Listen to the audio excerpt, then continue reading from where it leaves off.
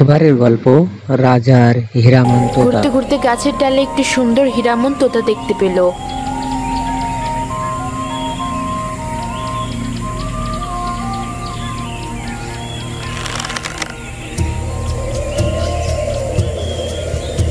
শিকারি, আমাকে মেরে তোমার কি লাভ? বড় জোর রান্না করে কয়েক টুকরো মাংস খেতে পারবে। তার চেয়ে বরং আমাকে রাজার কাছেই বিক্রি করে দাও, বিনিময়ে তুমি অনেক টাকা পাবে। রাজার কাছে তোমাকে বিক্রি করলে কত টাকাই পাবো? তুমি আমার কথা পরখ করে দেখতে পারো। আমার মূল্যের কথা আমি নিজেই রাজাকে বলবো, তোমাকে কিছু করতে হবে না। ঠিক আছে, এখনই রাজার কাছে চলো, তবে দেখি তোমার মূল্য কত। হ্যাঁ চলো।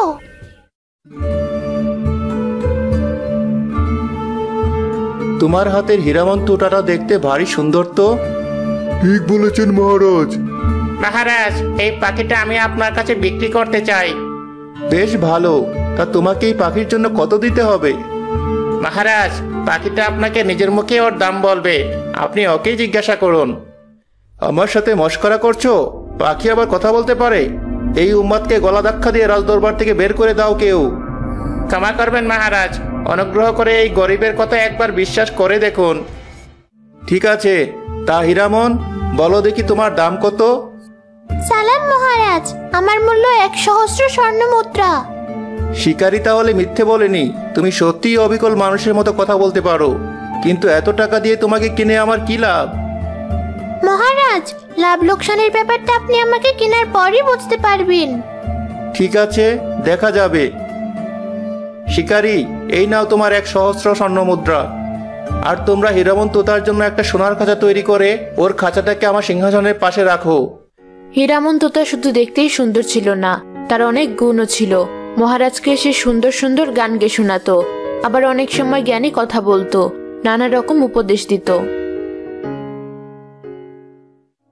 আমার এখন মনে হয় তোমাকে আমি খুব কম দামে কিনেছি।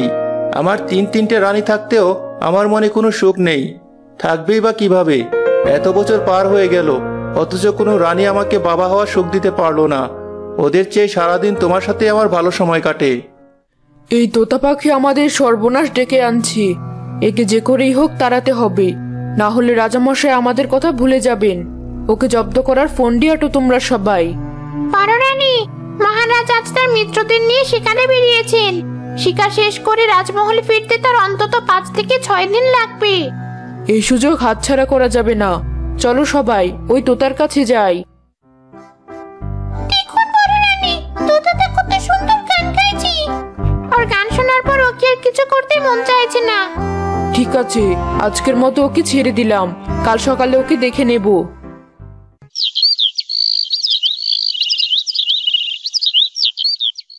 ওই তোতার কাছে চলো পারোরানী, সকাল হয়ে গেছে। হীরামন, মহারাজ তো তোমার প্রশংসায় পঞ্চমুখ। তোমার মতো বুদ্ধিমান পাখি নাকি আর একটিও নেই। তাহলে বলো তো হীরামন, আমাদের 3 রানীর মধ্যে কে বেশি সুন্দর আর কে বেশি কুৎসিত? এই খাঁচার ভিতর থেকে তো তোমাদের ভালোভাবে দেখা যাচ্ছে না, কিভাবে বলবো? তোমরা এক কাজ করো, আমার খাঁচার মুখটা খুলে দাও, তারপর বলি। ঠিক আছে হীরামন, এই তোমরা ঘরের সমস্ত দরজা জানালা বন্ধ করে দাও, আমি ওর খাঁচার মুখটা খুলে দিচ্ছি।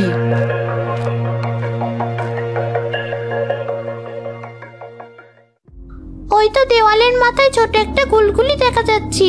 দরজা জানালা বন্ধ করে লাভ নেই, আমি ওই পথ দিয়েই আজ পালাবো।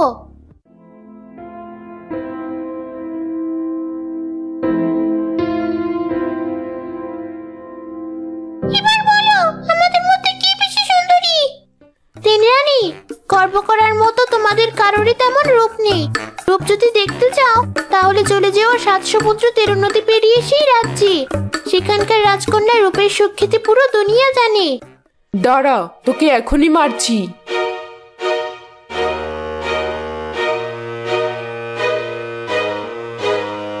হেরামন তো এই গুলগুলো দিয়ে উড়ে পালিয়ে গেল, এখন কি হবে?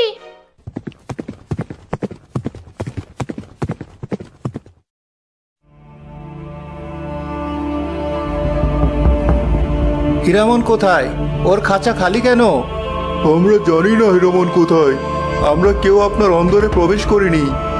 রানীরা, তোমরা বলো আমার হীরামন কোথায়? কি বলছেন মহারাজ? আপনার এত প্রিয় পাখি হারিয়ে গেছে? হিরামন, মহারাজকে রেখে কোথায় গেলি তুই? আমাদের মাঝে ফিরে আয়।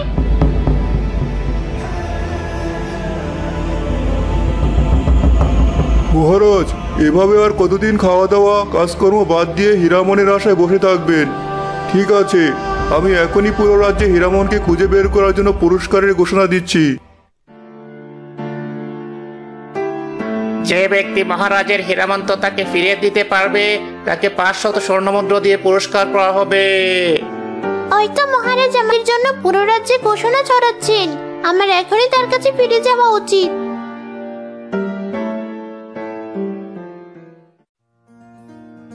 হীরামন, তুমি ফিরে এসেছো? আমাকে ছেড়ে কোথায় গিয়েছিলে তুমি? মহারাজ, আপনার ওই 3 রানী মানুষ নয়, রাক্ষসী। ওরাই আমাকে এখান থেকে চলে যেতে বাধ্য করেছিল। কি বললে? আমি এখনই ওদেরকে আমার রাজ্য থেকে বের করে দিচ্ছি।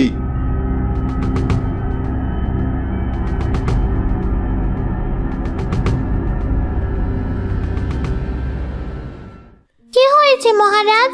রানীদেরকে রাজ্য থেকে বের করে দেওয়ার পর থেকে কিছুদিন যাবত আপনার মন খারাপ মনে হচ্ছে। সত্যি বলতে ওদেরকে ছাড়া রাজমহলটা খালি খালি লাগছে। এই কথা? আপনি কোনো চিন্তা করবেন না, আমি নিয়ে আসবো আপনার যোগ্য নতুন রানীকে। কে সে মেয়ে হীরামন? কোথায় থাকে সে? 7 সমুদ্র 13 নদীর পেরিয়ে। আমি আপনাকে নিয়ে যাবো সেই দীর্ঘকেশী গৌরবর্ণ রূপবতী রাজকন্যার কাছে। তবে আমার একটা শর্ত আছে। কি শর্ত হীরামন?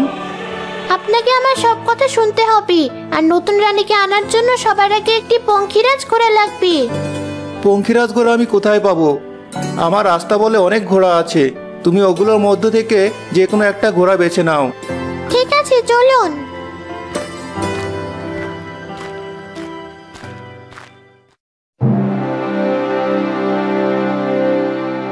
দেখো কোন ঘোড়াটা তোমার ভালো লাগে। এই ঘোড়াটাই পঙ্খিরাজ ঘোড়া মহারাজ। দিন দিন তোমার মাথা খারাপ হচ্ছে হীরামন। আস্তা বলে এত সুন্দর সুন্দর ঘোড়া থাকতে তুমি পছন্দ করলে কি না একটা অদ্রমিত ঘোড়াকে? এখন দেখছি রানীরাই ঠিক ছিল। মহারাজ, আপনি আমার শর্ত থেকে দূরে সরে যাচ্ছেন।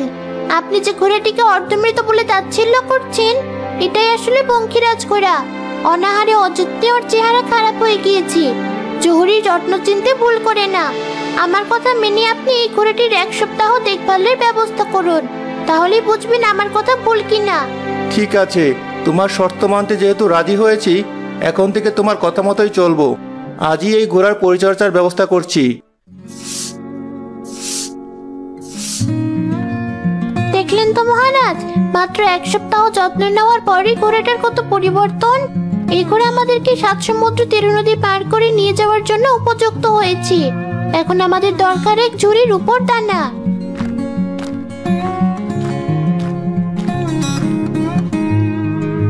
এই নাও। মহারাজ, তৈরি হয়ে নিন। এখনই আমরা রাজকন্যার উদ্দেশ্যে যাত্রা শুরু করব। আর এই রূপোর দানার ঝুড়ি ঘোড়াটার গলায় ঝুলিয়ে দিন। এরপর কি করতে হবে? আপনি হাতে চাবুক দিয়ে ঘোড়াটার পিঠে উঠে বসুন, আর আমি আপনার কাঁধে বসছি। ঘোড়াটার গায়ে একবার চাবুক মেরে বলবেন, পঙ্খিরাজ ঘোড়া, আমাকে 7 সমুদ্র 13 নদীর ওপারে সেই রাজকন্যার প্রাসাদে পৌঁছে দাও। কিন্তু ঘোড়াটাকে কখনোই একবারের বেশি চাবুক মারবেন না, তাহলে কিন্তু বিরাট ক্ষতি হয়ে যাবে।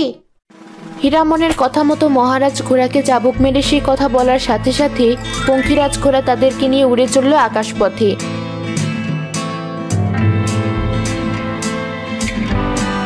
আর কয়েক মুহূর্তের মধ্যে রাজকন্যার কাছে পৌঁছে যাওয়ার পর তাদেরকে নামিয়ে দিল রাজপ্রাসাদের সামনে এক বৃক্ষের ছায়ায়।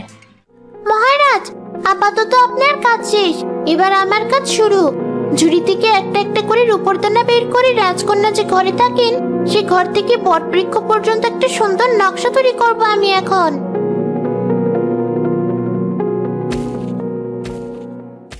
দেখেছেন রাজকন্যা, আপনার ঘরের সামনে রূপোর দানা দিয়ে কত সুন্দর নকশা বানানো। দিনের আলোয় দানাগুলো ঝলমল করছে। কি বলছো এসব? দেখি তো। দেখেছেন রাজকন্যা, সত্যি তো রূপোর দানাগুলো আসলে অনেক সুন্দর। আচ্ছা, এই দানাগুলো কোথায় গিয়ে শেষ হয়েছে? রাজকন্যার উপর দানাগুলো তুলতে তুলতে বটগাছের কাছে চলে এসেছেন। আপনি তাকে পঙ্খিরাজ ঘোড়ার পিঠে তুলে ঘোড়াকে চাবুকের এক ঘা মেরে বলুন আপনার প্রাসাদে পৌঁছে দিতে।